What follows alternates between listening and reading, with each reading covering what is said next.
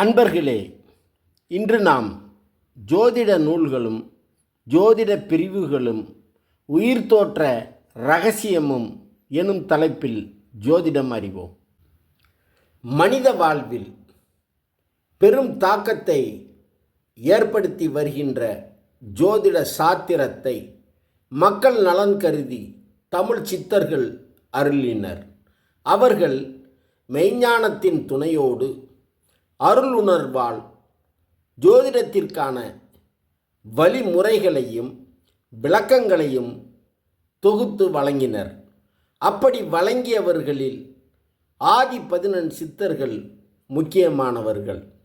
இவர்களை நாம் ஆதி குருநாதர்கள் அல்லது முதல் நூலாசிரியர்கள் என அழைக்கின்றோம். பொதுவாக ஜோதிட நூல்களை முதல் நூல்கள், வழிநூல்கள் என இரு வகையாக பிரிக்கலாம். முதல் நூல்கள் தங்களது மெய்யறிவால் உணர்ந்து தாமே எழுதியவைகள். இவ்வாறு எழுதியவர்கள்தான் ஆதி 11 தமிழ் சித்தர்கள். இவர்களால் எழுதப்பட்ட மூல நூல்களை மேலும் விரிவாக விவரித்து மீண்டும் சிறப்பாக எழுதப்பட்டவைகளை வழிநூல்கள் என குறிப்பிடுகிறோம். முதல் நூல்கள் அல்லது மூல நூல்களை உருவாக்கியவர்கள் சித்தர்கள் என நாம் குறிப்பிட்டாலும் அதனை உருவாக்கிய மேலும் பலரது பெயர்களை அறிய முடியவில்லை. சில நூல்களின் பெயர்கள் அதனை உருவாக்கிய ஆசிரியர்களின் பெயரிலேயும் அழைக்கப்படுகிறது குறிப்பிடத்தக்கது.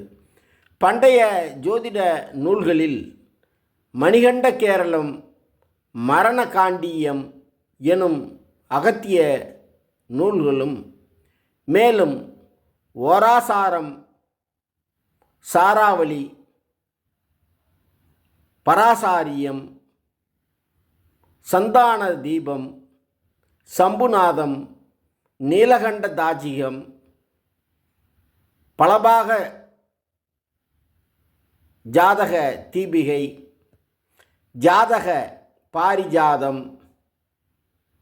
அரிட்ட நவநீதம், யோக சதமஞ்சரி, ஜாதக பலதீபிகை, பராசர சம்ஹிதை, சிகாமணி, சூடாமணி, ஜாதக பலரத்னம், ஜாதக சீவனம், காலச்சக்கரம், ரத்தின கோஷம்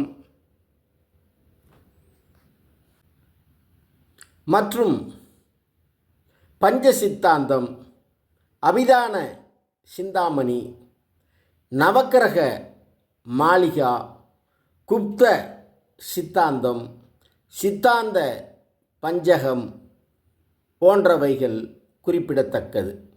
இதனைத் தொடர்ந்து புலிப்பாணி ஜோதிடம் முதலான பிற்கால ஜோதிட நூல்கள் பலவும், அகத்தியர் நாடி, போகர் நாடி, காகபுசுண்டர் நாடி, குருநாடி போன்ற நாடி நூல்கள் பலவும் வெளிவந்துள்ளன.